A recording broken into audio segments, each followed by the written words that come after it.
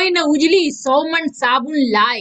चीन अपनी हरकतों से कभी नहीं बदल सकता है। अब उसे सबक सिखाने के लिए जापान और भारत में सीक्रेट डील। चीन के जासूस नेपाल में क्या कर रहे हैं और अंडमान निकोबार में भारत की बड़ी तैयारी।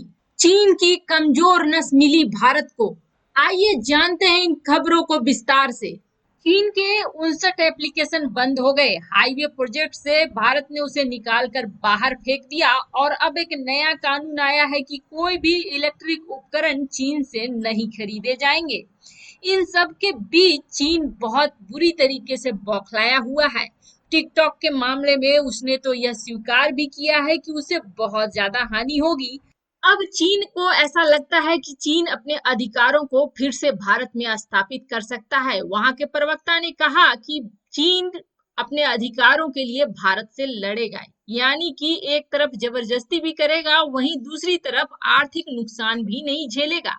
कानूनी दांव पेच को देखना चाह रहा है चीन की भारत में क्या ऑप्शन है जिसकी वजह से ऐसा करने से रोक सके चीन। हालांकि इन सब बातों में एक बात तो साफ है कि चीन को बहुत जोरों की पड़ रही है अर्थव्यवस्था पर। चीन जिस तरह से बॉर्डर पर हरकत कर रहा है उसको देखते हुए भारत अब हर मोर्चे पर अलर्ट हो गया है। 3400 किलोमीटर से ज्यादा लंबी सीमा चीन से लगती है और इसके अलावा चीन की नजर हिंद महासागर में भी अशांति फैलाने पर है। चीन जिस तरह की चुनौतियां पैदा कर रहा है उसे देखते हुए भारत में अंडमान और निकोबार का कमान का महत्व बढ़ गया है। यहाँ तीनों सेनाओं की पहली और इकलौती थिएटर कमान है। भारत ने इसे उस स्तर पर अभी तक विकसित नहीं किया जैसा कि इसे होना चाहिए था। चीन के साथ हाल के तनाव ने अंडमान कमान को चाक चौबंद करने की जरूरत पर मोहर लगा दी है। इसी कमान के जरिए चीन को हिंद महासागर में घेरा जा सकता है।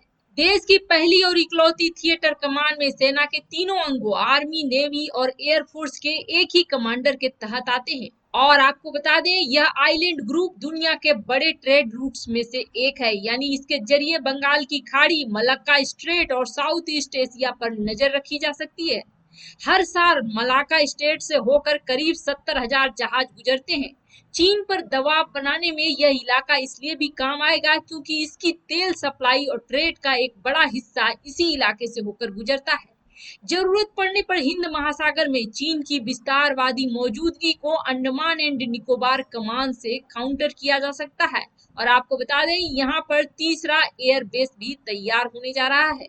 भारत ने एयरफोर्स और नेवल बेस के साथ साथ अंडमान में लॉजिस्टिक सपोर्ट के लिए बेस बनाया है।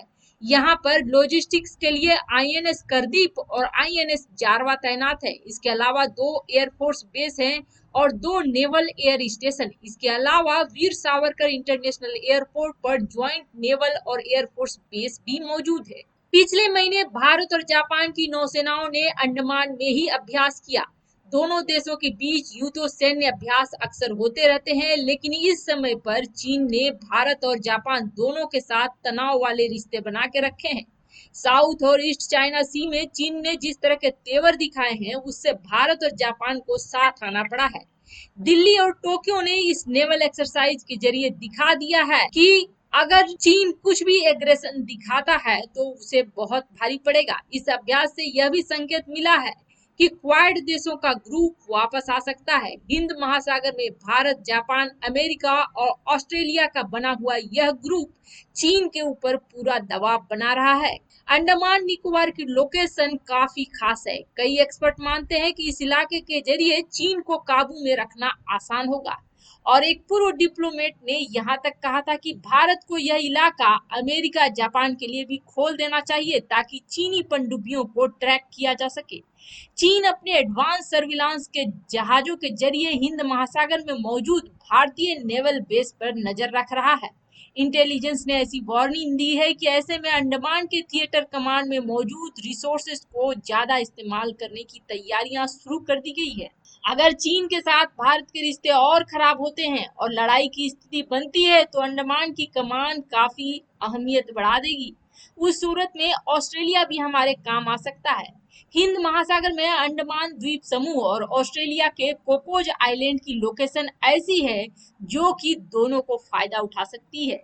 फिलहाल ऑस्ट्रेलिया के साथ हमारे रिश्ते बहुत अच्छे हो रहे हैं क्योंकि ऑस्ट्रेलिया का ध्यान प्रशांत महासागर में ज्यादा है। दोनों आइलैंड्स हिंद महासागर के कई चेक पॉइंट्स और ट्रेडिंग रूट्स के पास है। लड़ाई की सूरत में ऑस्ट्रेलिया की मदद से चीन को चारों तरफ से हिंद महासागर में घेरा जा सकता है। चीन का ज्यादातर इंपोर्ट मिडिल ईस्ट और अंगोला से आता है और इसका 80% से ज्यादा तेल मलाक्का स्ट्रेट से होकर गुजरता है। सुमात्रा और मलय पेनिसुला के बीच स्थित इस खाड़ी के पूर्वी सिरे पर सिंगापुर है और वह अमेरिका का दोस्त है। नौसेना अभ्यास में ज्यादातर समय साथ देता है। किसी संघर्ष की स्थिति में मलाक्का खाड़ी बहुत ही बड़ी चेक पॉइंट बनेगी।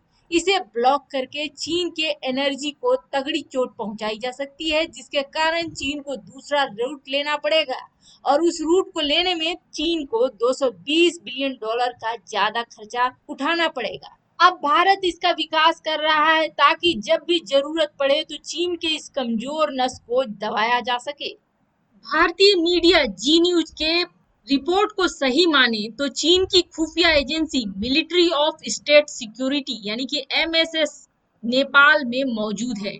एमएसएस चीन की पीपुल्स रिपब्लिक की एक खुफिया और गुप्त पुलिस एजेंसी है जो विदेशी खुफिया जानकारी के लिए जिम्मेदार है।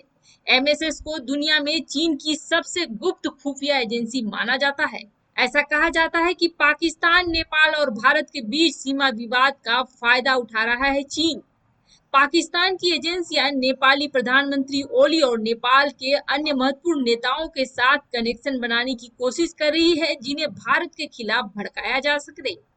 पाकिस्तान के प्रधानमंत्री इमरान खान ने ओली को अपना समर्थन दिया है। पाकिस्तान पीएम इमरान खान ने नेपाल के विदेश मंत्रालय को एक औपचारिक नोटिस भी भेजा है और प्रधानमंत्री ओली के सामने एक प्रस्ताव रखा है। इतना ही नहीं, नेपाल के अंदर जो चल रहा है उसको नजर रखने के लिए पाकिस्तान के आईएसआई ने काठमांडू में स्थित पाकिस्तानी दूतावास में अपने एजेंटों की संख्या भी बढ़ा दी है। कहा जाता है कि नेपाल राष्ट्रीय मोर्चा के नेता फणींद्र नेपाल पिछले कुछ महीनों से काठमांडू में पाकिस्तान और चीनी दूतावास के अधिकारियों के साथ मीटिंग कर रहे हैं। आपको बता दें, हाल ही में नेपाल ने एक विवादित मैप जारी किया था जिसमें भारतीय इलाकों लिपुलेख, कालापानी और लिपियाधुरा को मैप में अपना हिस्सा बताया था। चीन के खिलाफ भारत को मिली बड़ी सफलता। जापान और भारत में एक और डील। चीन से बढ़े खतरे को देखते हुए जापान अब भारत, ऑस्ट्रेलिया और ब्रिटेन के साथ अपने उन चीजों को साझा करेगा जो अभी तक उसके यहाँ सीक्रेट लॉ के अंदर आता था। यानी कि इस कानून में बदलाव किया गया है और इन देशों को खास दर्जा दिया गया है। और इस कानून में क्या है, तो इस कानून के मुताबिक जापान की राष्ट्रीय सुरक्षा को खतरा पहुंचाने वाली जानकारी लीक करने पर जुर्माना और 10 साल की सजा का प्रावधान था। इसके तहत क्या है, इसके तहत यह था कि जापान अगर किसी देश के बारे में कोई सूचना जानता है, जो कोई गुप्त सूचना जानता है, तो इसकी जानकारी लीक नहीं की जा सकती है। लेकिन अब काफी वक्त से चीन जापान को ईस्ट चाइना सी में परेशान कर रहा है, जिसको देखते हुए काफी बड़ा फैसला लिया जापान ने। पहले जापान के इस कानून में सिर्फ अमेरिका शामिल था कि वह अपनी कोई भी गुप्त जानकारियां सिर्फ अमेरिका को शेयर करेगा, लेकिन अब ऐसा कहा जा रहा है कि नए कानून में चीनी सेना के मूवमेंट का हर चीज अब जापान भारत को भी बताएगा। इस कानून में बदलाव करके भारत, ब्रिटेन, ऑस्ट्रेलिया और फ्रांस के साथ समझौते किए जाएंगे।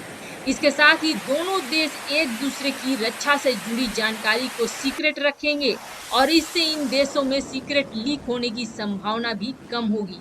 आपको बताते हैं, इस कानून के बदलाव से जापान खतरे की हालात में सेल्फ डिफेंस के अधिकार का इस्तेमाल करेगा, दूसरी सेनाओं को ईंधन और हथियार मुहैया करा सकेगा।